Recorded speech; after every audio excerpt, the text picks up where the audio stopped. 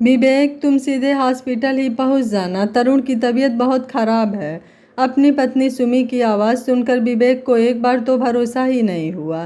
परसों ही तो गया था वह अपने काम से शहर से बाहर, और कल कल में ऐसा क्या हो गया कि हॉस्पिटल ले जाने की ज़रूरत आन पड़ी। जैसे ही विवेक हॉस्पिटल पहुंचा, सुमी का चेहरा देखकर विवेक भी घबरा गया। उसके होश उड़े हुए थे। अपने बेटे को इतनी बीमार हालत में देखकर सुमी अपने आप को संभाल ही नहीं पा रही थी। यह क्या हुआ सुमी? अचानक यह सब कैसे हुआ? जब मैं परसों गया था तब तो तरुण सही था, फिर पीछे से ऐसा क्या हो गया? इतने में ही डॉक्टर वहां आ गए। देखिए, बच्चे के सारे टेस्ट हो चुके हैं, उसे कोई गंभीर बीमारी नहीं है। किसी मानसिक तनाव की वजह से उसे यह बुखार आया है।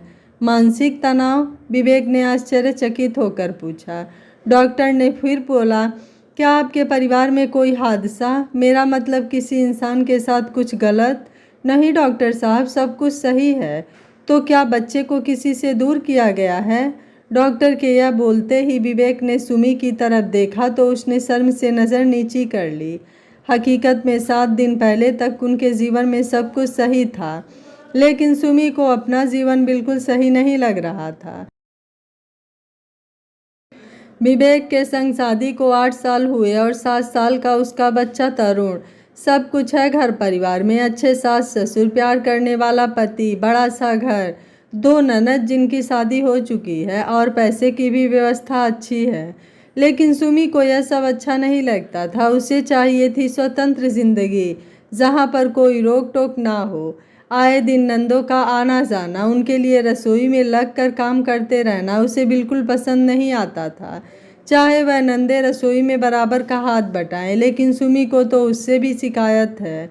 घर सास ससुर ने अपनी मेहनत से बहुत सुंदर और बड़ा बनाया था, इसलिए घर की रख रखाव में भी थोड़ा ज़्यादा समय निकलता था। सुमी को सबसे ज़्यादा तो यही खटकता था। अपनी ज़िंदगी को घर के रख रखाव में पूरी कर दूँ, यह मेरे बस की बात नहीं। सुमी अक्सर मन ही मन यही बड़बड़ाती रहती थी, और तरुण के होने के बाद से वह विवेक से लगातार पीछे पड़ी हुई थी। मुझे अपने अलग घर में जाकर रहना है, जहाँ पर साफ सफाई, मेहमान नवाजी, इन सब से ऊपर भी जीवन में कुछ हो।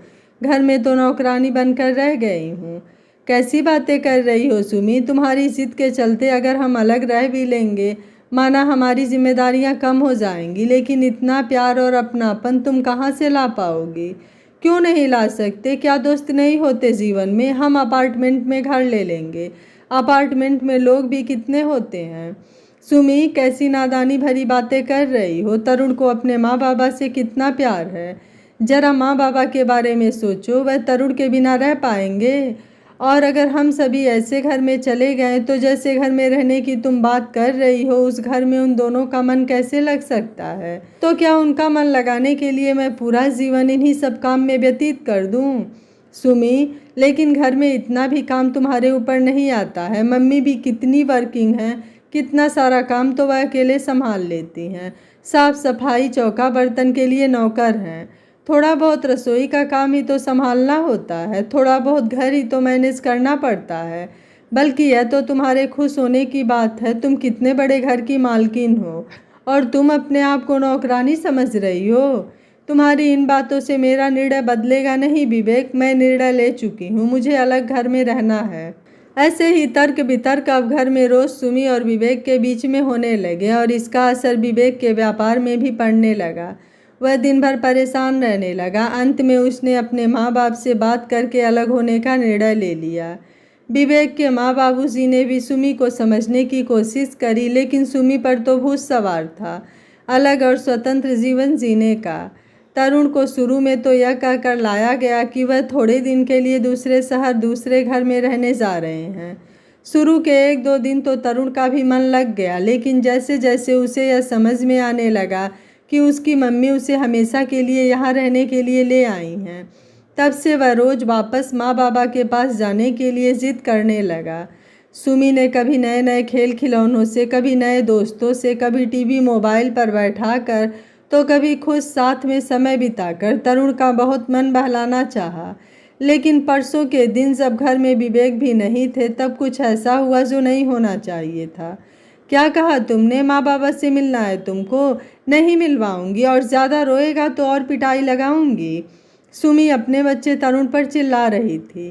ख्यालों से निकलकर सुमी वापस वर्तमान में आई। विवेक डॉक्टर से कह रहे थे, जी डॉक्टर, आपने सही कहा। हम अभी 7 दिन पहले ही हमारे पैतृक घर को छोड़कर नए अपार्टमेंट में शिफ्ट हुए हैं।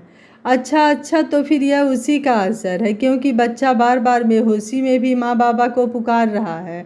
अच्छा होगा कि आप उन दोनों को जल्द से जल्द यहाँ पर बुला लें। डॉक्टर अपनी बात कहकर चले गए, लेकिन विवेक का शक अब सुमी की तरफ और भी गहरा हो गया। सुमी, मुझे अभी के अभी बताओ कि क्या हुआ विवेक को? तेज चिल्लाने पर सुमी फपक कर रो पड़ी। मुझे माफ़ कर दो विवेक, यह सब मेरी वजह से ही हुआ है। रोज की तरह कल भी तरुण मम्मी जी पापा जी से मिलने की जिद लेकर बैठ गया था, और इसलिए उसने खाना खाने से भी इनकार कर दिया। मैंने गुस्से में आकर उसकी पिटाई कर दी। अपने गुस्से में आकर मैं तरुण पर बेहिसाब चिल्ला पड़ी। वह बिना खाना खाए रूठ कर सो गया। मुझे नहीं पता था कि उसे इतना गहरा सदमा लगा है। सुबह जब मैंने स्कूल भेजने के लिए उसे उठाया तो वह बुखार से तप रहा था। मैंने उसे बहुत उठाने की कोशिश करी, परंतु वह हिला तक नहीं, इसलिए उसे अस्पताल ले आई। ओह, तो अब तो सुमी मैडम आपको समझ में आ ही गया होगा कि आपके द्वारा उठाया गया कदम कितना सार्थक था। यह दिन तो तुमने अपने जीवन में देख ही लिया, आगे और कुछ भी देखना बाकी हो तो अपनी जिद पर कायम रहो। गुस्से में चिल्लाता हुआ विवेक वहां से चला गया। न जाने किस जिद में, किस अकड़ में उसने बसे बसाए घर को हिला डाला था। हालात केवल तरुण के यहाँ ऐसे नहीं थे। विवेक भी अपने माँ बाप से दूर होकर मन ही मन बहुत परेशान था, लेकिन अपने आप को काम में ऐसा उलझा रखा था कि ज़्यादा सोचने का वक्त ही नहीं मिलता था। और उधर माँ बाबूजी को तो 7 दिन हो गए ढंग से मुँह में निवाला रखे, लेकिन जब घर की बहू ही जिद पकड़ ले तो बड़े भी आखिर कब तक बात को संभाल कर रख सकते थे। वक्त पर सब कुछ छोड़कर जिंदगी के साथ उन्होंने भी समझौता करने की सोच ली थी। सुमी बेसुध सी हो अस्पताल की फर्श पर गिर पड़ी। अपने निर्णय पर आज उसे दुख हो रहा था। आंखों के आंसू बह बह कर सूख चुके थे। किस मुँह से माफ़ी मांगे, किस किस से माफ़ी मांगे। मन तो आ रहा था अभी इन हाथों को अपने शरीर से अलग कर दे, जिनका इतना नुकीला स्पर्श पाकर फूल जैसा बेटा अस्पताल में भर्ती हो गया। अपने स्वार्थ और गुस्से में उसने अपने बेटे को भी इतना दर्द दे डाला कि इसका परिणाम उसकी आंखों के सामने आ चुका था। बेसुध सी सुमी को कुछ समझ नहीं आ रहा था कि क्या करे। अचानक एक स्पर्श ने उसका ध्यान भटकाया। उसकी सास उसके सर पर प्यार से अपना हाथ फेर रही थी। घर चलो सुमी बेटा, ऐसी नादानियों में अपना और अपनों का जीवन व्यर्थ मत गंवाओ। वह घर हमेशा के लिए तुम्हारा है और तुम्हारा ही रहेगा। इस तरीके से अपनों को ही सज़ा मत दो। अपनी सास के मुंह से यह सब सुनकर सुमी उनके चरणों में गिर पड़ी। मुझे माफ़ कर दीजिए मम्मी जी, मुझे पता है मैं बहुत कुछ गलत कर चुकी हूँ। बेटे से दूर होने का दुख क्या होता है आज मुझे समझ आया। मैंने अपने स्वार्थ और इच्छाओं के चलते आपके बेटे को आपसे दूर कर दिया। ईश्वर ने उसी की सज़ा मुझे दी है। मैं विनती करती हूँ आपसे, तरुण को अपना प्यार देकर उसे पहले जैसा बना दीजिए। तेरी विनती की ज़रूरत नहीं है, तरुण हमारा भी बच्चा है। वह अब सही है, हम उससे मिल आएँ। क्या सच में? हाँ सुमी, तुम्हें पता है जैसे ही माँ बाबूजी ने आकर तरुण के सर पर हाथ रखा, उसे उसी समय होश आ गया, जैसे वह उनके स्पर्श का ही इंतज़ार कर रहा हो। उसका बुखार भी उतर गया और उसने खाना भी खा लिया। क्या सच में? तुम सच कह रहे हो विवेक? मेरा तरुण सही हो गया? सुमी उठकर तरुण से मिलने जाने लगी कि बढ़ते कदम रुक गए। किस मुँह से मिलूं विवेक उससे? मैं तो उसकी गुनाहगार हूँ। मैं तो तुम्हारी भी गुनाहगार हूँ। मैं आप सबकी गुनाहगार हूँ। नहीं सुमी नहीं, अपने आप को इस तरीके से गलत समझना बंद करो। इंसान से गलती हो जाती है और वह अपने ही क्या जो अपनों को माफ़ी ना दे सके। सुमी की आंखों में खुशी के आंसू थे। ईश्वर को वह दिल से धन्यवाद दे रही थी। बहुत बड़ी गलती होने से ईश्वर ने उसको बचा लिया था, नहीं तो अपनी जिद और स्वार्थ के आगे क्या पता वह अपने बेटे के जान को ही खो देती। वह जाकर तरुण से लिपट गई और उससे माफ़ी मांग कर तेज तेज रोने लगी।